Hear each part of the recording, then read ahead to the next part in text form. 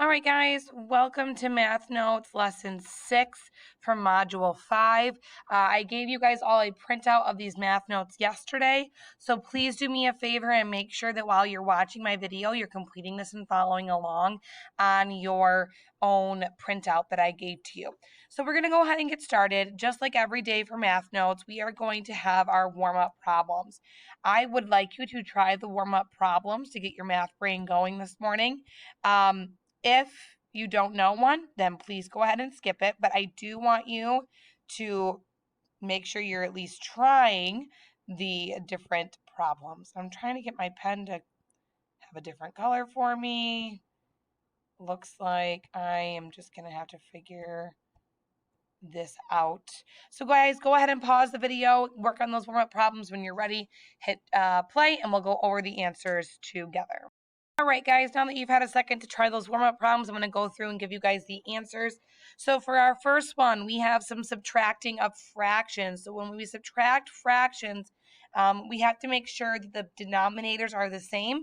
And if the denominators are not the same, then we need to do the butterfly method. So the butterfly method, we're going to start with the bottom or the butt of our butterfly. So when, oops, I don't want that line there. I want the butt of the butterfly here. 3 times 4 is going to give me 12. 12. Look at my left wing. I'm going to get 4. Look at my right wing. I'm going to get 3. The body of my butterfly is telling me to subtract. 4 minus 3 is 1 over 12. So I'm going to write down my answer right here. So 1 over 12 was our answer there. Looking at number 2, I am going to look at adding 2 fractions with unlike denominators. Again, when the denominators are not like, we are going to do butterfly method. So looking at the butt of my butterfly, I have 10 and 5. Those 2 multiplied together are going to get me, not 10. 10 times 5 is going to give me 50 and 50. Left wing, 6 and 5 is going to get me 30. Right wing, 10 and 2 is going to get me 20. Body is telling me I need to add them. So 30 plus 20 is going to get me 50 over 50. And 50 over 50 is just the same thing as 1. So our answer there is just 1 whole. Okay. Looking down at this next one here, I have 4 plus 3 times 6 minus 1. And if I'm going to be looking at order of operations, I know I have please excuse my dear Aunt Sally. I do not have any parentheses. I do not have any exponents, but I do have multiplication. And in this problem, I'm multiplying my 3 and my 6 first. So 3 times 6 is going to get me 18. Okay. Bring down my 4 plus and my minus 1. Now I have just adding and subtracting, so I can work left to right. So I know 4 plus 18 is going to get me 22. So I have 22 minus 1, and that's going to get me 21. So my final answer there is 21. All right, number 4. That one is going to be a subtracting of decimals. Now remember, when you subtract decimals, you've got to line those decimals up. So I'm going to start by just doing 2 decimals, writing my first number, 6.01 or 6 and 100th, minus 2 and 1/10, okay, or 2 and 10/100ths. Now I'm going to do some subtraction. 1 minus 0 is going to get me 1.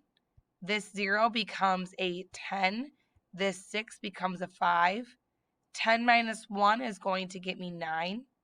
Drop the decimal. 5 minus 2 is going to get me 3. So my answer there is 3.91 or 3 and 91 hundredths.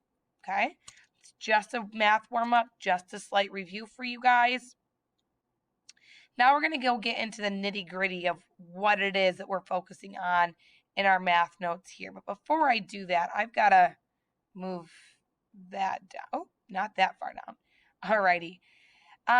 Just a quick reminder that when we are working with volume, our formula for volume is length times width times height.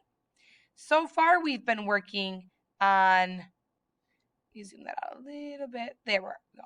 So far, we've been working on just regular shapes or regular rectangular prisms when solving these out. However, when we look at these shapes right here, they're called irregular, which means it's kind of like a stack of boxes, one on top of another. So to find the volume of these irregular shapes, I've got to do two separate volume problems and then add them together. So we're going to do the first one together.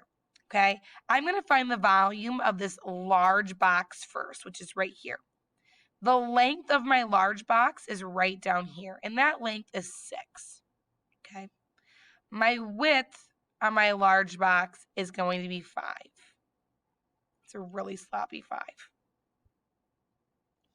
And then my height with my large box is just right here, and that's going to be 4.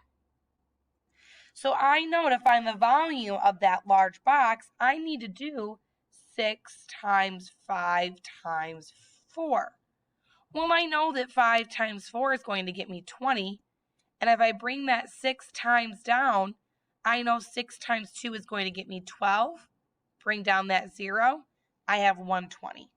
So the volume of that large box is 120 inches cubed.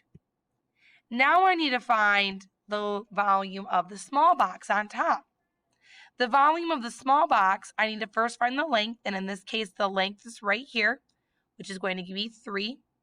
My width is the same as what it was down below right here, okay? That's still going to be 5. But my height in this case starts here and ends here, and that's only 2 inches, okay? So to find the volume of my small box, I have 3 times 5 times 2. And I know that 5 times 2 is going to get me 10. And 3 times 10 is going to get me 30. So that means that my volume of my small box is 30 inches cubed. Now to find the volume of all of this, let's say this is a really wonky looking swimming pool. The volume of all of this is going to be these two volumes added up.